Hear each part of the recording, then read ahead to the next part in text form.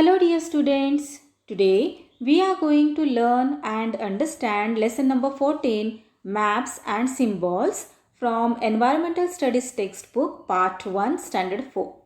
In our previous lesson we have learnt about how to observe and read a map. Today we are going to learn about it more in detail using the different symbols. In our surroundings, we see some natural and some man-made things. So, let's see few natural things. Now, what are natural things? The things those are made available by nature are known as natural things. ज्या things आपल्याला नेचरमध्ये available होतात त्यांना natural things असे म्हणतात. So here you can see in this picture the trees, the sky, the sun, the river, the mountain, the rocks, the grass, all these are natural things. We will see few more examples like the coal, the animals, birds, fuel, that is petrol, diesel, etc.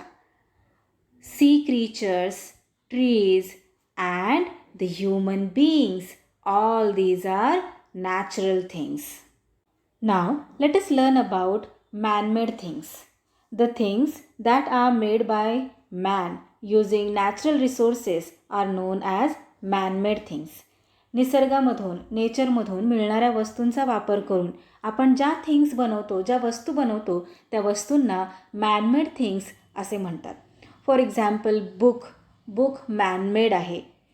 Well manmade आहे. Building, school, house या सगळ्या things manmade things आहेत. Manmade objects are made from natural resources. नेचरमधून मिळणाऱ्या वस्तूंचा वापर करून आपण वेगवेगळ्या प्रकारच्या वस्तू बनवत असतो. For example tree natural thing आहे. ट्रीच्या वूडपासून, लाकडापासून आपण फर्निचर बनवतो. टेबल, चेअर, कबड, बेड अशा वेगवेगळ्या प्रकारच्या वुडन थिंग्स आपण ट्रीचा वापर करून बनवत असतो. तसेच क्लोथ्ससुद्धा आपण कॉटनपासून बनवतो. कॉटन नॅचरल थिंग आहे. तर कॉटनचे जे आपण कपडे बनवतो, क्लोथ्स बनवतो, ते मॅनमेड थिंग आहे. शीपच्या वूलपासून आपण वुलन क्लोथ्स बनवतो. सो वुलन क्लोथ्स हे मॅनमेड आहेत. There are 8 different things in this picture. Of these, some things are man-made while other have formed naturally. River, mountain, stones, water tower, tree, well, house, school या वेगवेगळ्या things या पिक्चरमध्ये आहेत. आपल्याला classify करायचे आहे की कोणत्या थिंग्स या नॅचरली फॉर्म झालेल्या थिंग्स आहेत आणि कोणत्या थिंग्स मॅनमेड आहेत. So a river, tree, a hill, grass या थिंग्स नॅचरल थिंग्स आहेत. तर स्कूल, वॉटर टॉवर, हाऊस, वेल या थिंग्स मॅनमेड थिंग्स आहेत. Now students, this picture shows the area around Anju's house and school. Complete the activity with the help of the picture. तुमच्या टेक्स्टबुकमध्ये तुम्हाला एक activity करायला सांगितलेली आहे. त्या ॲक्टिव्हिटीमध्ये अंजूचे हाऊस आणि तिची स्कूल दिलेली आहे आणि एक ॲक्टिव्हिटी करायला सांगितलेली आहे. त्याही आधी आपण या पिक्चरमध्ये कंपास रोज कुठे आहे ते शोधूयात. इथे आहे कंपास रोज. कंपास रोज आपल्याला डिरेक्शन शो करतं. Now let's do activity. Find Anju's house in the picture. अंजूचे हाऊस इथे आहे या पिक्चरमध्ये. Now find her school in the picture. हे आहे अंजूचे school. Find a route from Anju's house to her school. Colour it. अंजूच्या हाऊसपासून अंजूच्या स्कूलचा हा आहे route. Note the things seen on the way from the house to the school. अंजूला स्कूलमध्ये जाताना कोणकोणत्या थिंग्स दिसतात ते आपल्याला आता सांगायचे आहे. सो अंजूचा रूट आहे. इथे हे अंजूचे हाऊस आहे आणि हा आहे अंजूचा स्कूलमध्ये जाण्याचा रूट. तर इथे स्कूलमध्ये जाताना अंजूला कोणकोणत्या थिंग्स दिसतात. सो अंजूला दिसतं स्टॅच्यू, मग पोस्ट ऑफिस, मग अंजूच्या फ्रेंडचं हाऊस आहे ते अंजूला दिसतं. बॅनियन ट्री दिसतं अंजूला. Hotel, Zilla Parishad office, police colony, bus stop, police चौकी, district hospital, district telephone exchange centre, park, या थिंग्स अंजूला स्कूलमध्ये जाताना दिसतात. You have found the route that Anju will take to go to her school. Anju passes along a narrow lane and a main road on her way to school. There are several things on both sides of the lane as well as the road. Anju ज्या रूटने स्कूलमध्ये जाणार आहे तो route आपण शोधला. मग स्कूलमध्ये जाताना तिला एक नॅरो लेन लागणार आहे. ही जी आहे ही आहे नॅरो लेन म्हणजेच लहान रस्ता आणि एक मेन रोड तिला लागणार आहे स्कूलमध्ये जाताना. सो आता आपल्याला काय शोधायचे आहे? Write the directions in which the places on the narrow lane are situated. Narrow lane म्हणजेच लहान रस्ता. लहान रस्त्याने जाताना ज्या थिंग्स ऑर प्लेसेस अंजूला दिसणार आहेत त्या कोणत्या डिरेक्शनला आहेत ते आपल्याला सांगायचे आहे. सो अंजू या नॅरो लेनने स्कूलमध्ये जाणार. मग तिला कोणत्या कोणत्या थिंग्स लागतात आणि त्या कोणत्या डिरेक्शनला आहेत ते आपण पाहूयात. Statue, Anju's friends house and hotel या ज्या थिंग्स आहेत त्या आहेत वेस्ट डिरेक्शनला. इथे कंपस रोज आहे आपण पाहिलं सुरुवातीला. ओके, सो या स्टॅच्यू, अंजूज फ्रेंड्स हाऊस आणि हॉटेल हे नॅरो लेनच्या वेस्ट डिरेक्शनला आहेत. तर बॅनियन ट्री, जिल्हा परिषद ऑफिस या प्लेसेस ईस्ट डिरेक्शनला आहेत. Now write the directions in which the places on the main road are situated. इथे मेन रोड कोणता आहे? मोठा रस्ता हा आहे मेन रोड. मग आता आपल्याला शोधायचे आहे की मेन रोडने अंजूला स्कूलमध्ये जाताना कोणत्या प्लेसेस या कोणत्या डिरेक्शनला लागतात. So police colony, bus stop, police चौकी and district telephone exchange centre या प्लेसेस नॉर्थ डिरेक्शनला आहेत. हॉटेल, डिस्ट्रिक्ट हॉस्पिटल, पार्क या प्लेसेस साऊथ डिरेक्शनला आहेत.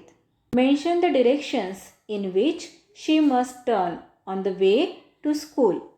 स्कूलमध्ये जाताना कोणकोणत्या डिरेक्शनला अंजूला वळावे लागले ते आपल्याला मेन्शन करायचे आहे. सो स्कूलमध्ये जाताना अंजूला आधी वेस्ट डिरेक्शनला टर्न घ्यावा लागला आणि मग स्कूलमध्ये एंटर करताना तिने नॉर्थ डिरेक्शनला टर्न घेतलेला आहे. Now a smaller picture of Anju's house and locality is given in this picture. अंजूचे हाऊस आणि तिच्या आजूबाजूचा परिसर, लोकॅलिटी याचे एक छोटे चित्र इथे दिलेले आहे. However, realistic pictures of trees and buildings are not shown in it. Realistic pictures जे आपण यापूर्वीच्या स्लाईडमध्ये पाहिले त्या प्रकारे रिअलिस्टिक पिक्चर्स या पिक्चरमध्ये नाही दाखवलेले. In their places certain symbols are drawn. आणि त्यांच्या जागेवर काही सिम्बॉल्स ड्रॉ केलेले आहेत. फॉर एक्झाम्पल ट्रीच्या जागेवर, रिअलिस्टिक ट्रीच्या जागेवर या अशा प्रकारचे सिम्बॉल आहे. बस स्टॉपसाठी अशा प्रकारचे सिम्बॉल दाखवलेले आहे. What these symbols represent is also mentioned against each of them. Note that some of the things seen in the locality have not been shown in this picture. Such a picture is called sketch. इथे हाऊससाठी कसे symbol आहे? अशा प्रकारचे symbol आहे. जिल्हा Parishad office इथे आहे. पोलीस कॉलनी अशा प्रकारचं सिम्बॉल इथे पोलीस कॉलनीसाठी यूज केलेलं आहे. बस स्टॉपसाठी एक असा सर्कल आहे. पोलीस चौकी, त्याच प्रकारे इथे पार्क आहे. इथे ही कॉलनी आहे. तर वेगवेगळ्या सिम्बॉल्सने इथे आपल्याला शो केलेलं आहे की कुठे कोणती प्लेस आहे आणि अशा प्रकारच्या चित्राला स्केच असे म्हणतात. We made use of different symbols while making this sketch. आपण वेगवेगळ्या प्रकारचे सिम्बॉल्स इथे यूज केलेले आहेत. अंजूचे घर दाखवण्यासाठी अशा प्रकारचे सिम्बॉल आहे. स्टॅच्यू दाखवण्यासाठी अशा प्रकारचे सिम्बॉल आहे. ट्रीसाठी अशा प्रकारचे सिम्बॉल आहे. तर इथे आपण वेगवेगळे सिम्बॉल्स यूज करून स्केच तयार केलेले आहे.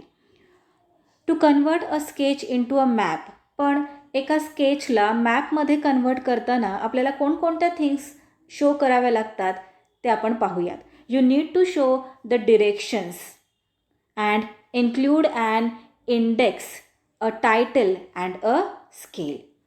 एका स्केचला मॅपमध्ये कन्वर्ट करताना तुम्हाला मॅपमध्ये डिरेक्शन शो करावे लागतात, इंडेक्स द्यावं लागतं, टायटल आणि स्केलसुद्धा द्यावं लागतं. Moving objects are not included on a map. For example people walking, moving vehicles etcetera. मॅपमध्ये एका ठिकाणाहून दुसऱ्या ठिकाणी हलणाऱ्या घटकांचा समावेश केला जात नाही. फॉर एक्झाम्पल रस्त्यावरून चालणाऱ्या गाड्या, माणसे, प्राणी, पक्षी हे एका ठिकाणावरून दुसऱ्या ठिकाणावर मूव्ह होत असतात, हलत असतात. त्यामुळे यांचा समावेश मॅपमध्ये केला जात नाही, मॅपमध्ये हे दाखवले जात नाहीत. A winding road. Winding road म्हणजेच वळणावळणाचा रस्ता. A winding road in an area is shown to take exactly the same turn on a map. That is how roads, rivers and railway lines are always shown on the map. परिसरामधील रस्ता ज्याप्रमाणे वळणे घेत गेलेला आहे तसाच तो मॅपमध्येही दाखवला जातो. रोड्स, रिव्हर्स, रेल्वे लाईन्स ज्याप्रमाणे वळणे घेत गेलेले आहेत त्याप्रमाणेच मॅपमध्ये दाखवतात. Now do you know the art of map making has now advanced greatly. Map तयार करण्याची कला ही आता फार विकसित झाली आहे. आर ॲन्सेस्टर्स म्हणजेच पूर्वज. Our ancestors also used to make maps. आपले पूर्वजही मॅप्स तयार करत होते. They used animal skins, bones, cowries and clay or stone tablets to make maps. Maps तयार करण्यासाठी ते प्राण्यांची कातडी, हाडे, कावरीज म्हणजेच कवड्या, मातीची किंवा दगडाची पाटी इत्यादींचा वापर करत. Approximately 5000 years ago there was a civilization called Mesopotamia. A clay tablet of those days showing some parts of Mesopotamia is shown alongside. Take a look. सुमारे 5000 years ago मेसोपोटेमिया नावाचा प्रदेश अस्तित्वात होता.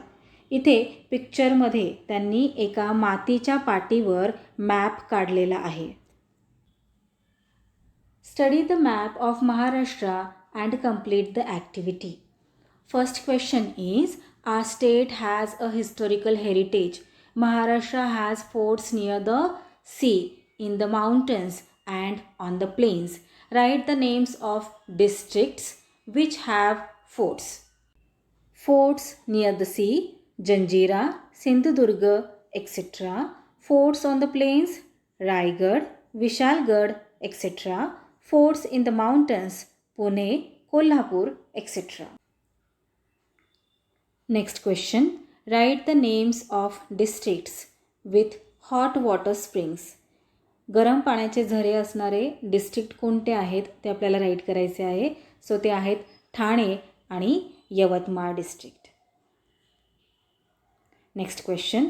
Underline the names of districts which have caves. Caves कोणत्या डिस्ट्रिक्टमध्ये आहेत तर ते आहे Aurangabad and Latur.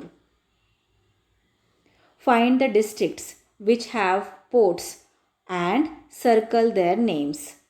So ports आहेत Thane, Raigad, Ratnagiri, Sindhudurg etcetera. Next question.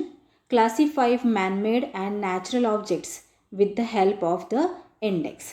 इंडेक्सच्या मदतीने आपल्याला सांगायचे आहे की या मॅपमध्ये मॅनमेड थिंग्स कोणत्या आहेत आणि नॅचरल थिंग्स कोणत्या आहेत.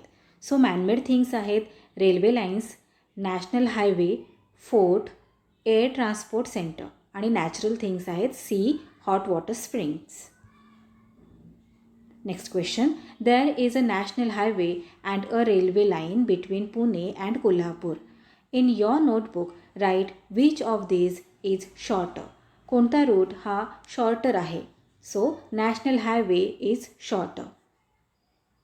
7. Trace the Gondia Chandrapur railway line and write the names of the places on the line. So, गोंदियापासून चंद्रपूर हा रूट आहे रेल्वे लाईनचा. या रेल्वे लाईनवर कोणकोणते प्लेसेस येतात त्यांची नावे आपल्याला राईट करायची आहेत. सो त्या प्लेसेस आहेत अर्जुनी मोरगाव, देसाईगंज, ब्रह्मपुरी आणि Mul. Now do you know Jacob has to make a map of his locality. जॅकबला त्याच्या लोकॅलिटीचा मॅप बनवायचा आहे. He saw the things shown in the box alongside in his locality. Which of these things should he show in his map? Help him. इथे a house, a flying crow, a police station, crows, a post office, buffaloes, a school, a vehicle, a square, a road, a tower and a farm. या सगळ्या things जॅकबला त्याच्या लोकॅलिटीमध्ये दिसतात. त्याला map तयार करायचा आहे. So तो मॅपमध्ये या सगळ्या थिंग्सपैकी कोणत्या थिंग्स दाखवेल? जॅकब मॅप तयार करताना हाऊस दाखवेल, स्क्वेअर म्हणजेच चौक दाखवेल, road, police station, tower, post office, school and farm या सगळ्या गोष्टी मॅप तयार करताना जॅकब दाखवेल. Now, what we have learned from this lesson: identifying man-made and natural elements on a map. Our environment has both natural and man-made objects. Special symbols are used for making a map. So, that's all for today. We will meet again in our next video, which is based on question and answers of this lesson. Do watch that video to understand this lesson better. Link is given in the description box below. Till then, keep learning, keep enjoying. Bye bye.